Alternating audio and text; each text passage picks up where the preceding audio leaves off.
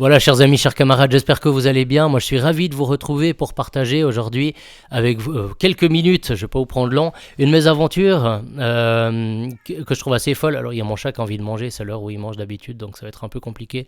Il va miauler toutes les 20 secondes, mais on va quand même faire cette vidéo. Alors, cette mésaventure, c'est quoi ? Vous savez que Le Peuple, c'est pas que le magazine, c'est aussi cette chaîne YouTube, même si j'ai pas des ambitions démesurées avec elle. Ça me plaît, notre petit... voilà, le nombre qu'on est, ce contact direct avec vous, j'aime bien ça. Mais c'est aussi des produits dérivés, c'est le manuel de l'écriture journalistique, donc pour apprendre à écrire comme un journaliste, c'est le manuel de survie médiatique pour interagir avec les médias, pour défendre sa cause, pour se faire connaître si on milite dans un parti, une assoce, enfin tout ce genre de bonnes pratiques. Et donc ça, c'est des choses qui sont très pratiques et des extensions en fait de mon travail avec Le Peuple. Mais il n'y a pas que ça, il y a aussi les essais, j'en avais écrit en 2020, dont c'est l'effondrement, le roman que j'ai sorti cette année, D'où jaillira la vie, et tout ça est sur la librairie du Peuple. Et dans le même ordre d'idée, j'ai écrit un roman ces derniers mois, j'ai écrit un roman et il a été validé par des auteurs reconnus qui m'ont dit ouais, il y a une vraie qualité dans ce que tu écris, faut que tu l'envoies, on l'a retravaillé un peu et on l'a envoyé dans les maisons d'édition. Et alors, si vous connaissez la réalité de l'édition en Suisse en particulier, c'est un manuscrit qui tombe chaque jour, et pour en sortir 10 par année, donc voilà, faut pas s'attendre à avoir une réponse très très rapide. En revanche, là où c'est intéressant cette histoire, c'est que dans une maison d'édition, il y a un gars, un ami, qui a lu mon bouquin et qui voulait le défendre auprès de ses associés. Et donc il est arrivé avec ce projet, il a dit ouais, j'ai lu un bouquin là de Raphaël Pommes, c'est vraiment très très bien. Et les gars lui ont dit ah non mais Raphaël Pommes c'est un conservateur catholique d'extrême droite, jamais on va le publier chez nous. Voilà, fin de l'histoire, boum, voilà. Et jamais on va même ouvrir son projet.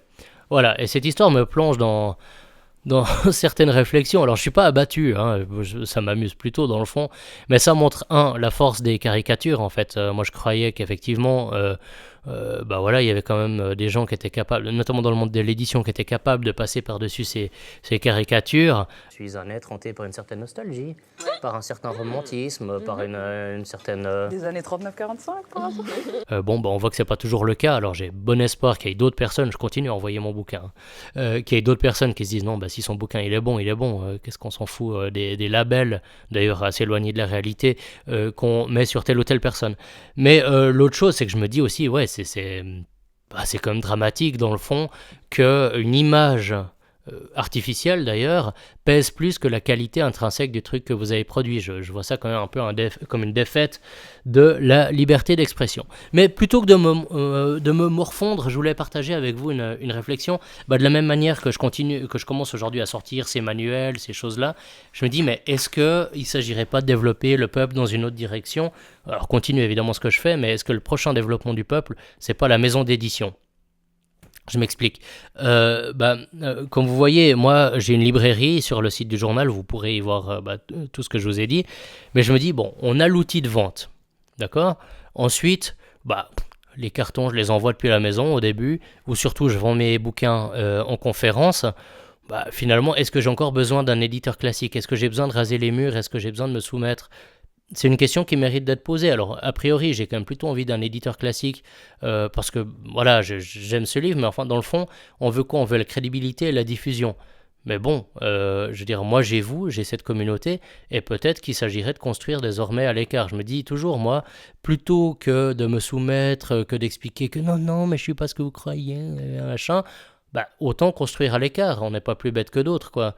Et donc, je voulais vous soumettre cette réflexion. Est-ce que vous pensez que ça serait une bonne chose, avec Le Peuple, de faire ce virage vers la maison d'édition ? Comme c'est la 80e fois que je tourne cette vidéo, je ne sais plus si je vous l'ai déjà dit, mais je vois plus un développement possible là que sur une chaîne YouTube à 300 000 personnes. Je ne ferai jamais ça, c'est pas trop mon truc. La communauté qu'on a me va bien, quoi. Mais est-ce que le développement, ça serait pas la maison d'édition ? Donc, je fais un appel auprès de vous. Est-ce qu'il y a des gens qui ont une expérience en maison d'édition, qui se disent, oui, on pourrait s'associer, on pourrait monter un truc. Alors, je reçois beaucoup de propositions toute l'année. Je réponds qu'aux propositions extrêmement sérieuses. Donc, je suis navré parce que dès le début, je dois vous dire que je ne pourrais pas vous répondre à tous. Mais si vous avez cette envie, si vous avez cette expérience, si vous aussi vous avez l'impression qu'il y a un manque de liberté dans les médias et dans le monde de l'édition, en tout cas qu'il y a une frilosité excessive à certains égards, n'hésitez pas à me contacter. En tout cas, moi je voulais vous soumettre cette réflexion. Est-ce qu'aujourd'hui, il est temps de construire à l'écart, y compris en matière d'édition. Donc si ça vous intéresse, si vous avez envie qu'on commence à parler, il s'agit de parler business, hein, on n'est pas là pour boire des bières entre copains, enfin peut-être, mais dans un deuxième temps. Donc moi je suis pas difficile à trouver, vous avez les contacts nécessaires sur le site du Peuple. Évidemment que les personnes qui suivent un peu ce que je fais, qui sont impliquées, je regarde en général davantage ce qu'elles m'écrivent. Mais voilà, n'hésitez pas à me contacter.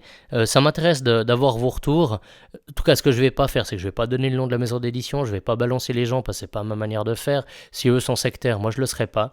Mais en revanche, moi je construis à l'écart. C'est ma réaction d'entrepreneur à chaque fois qu'un truc comme ça arrive.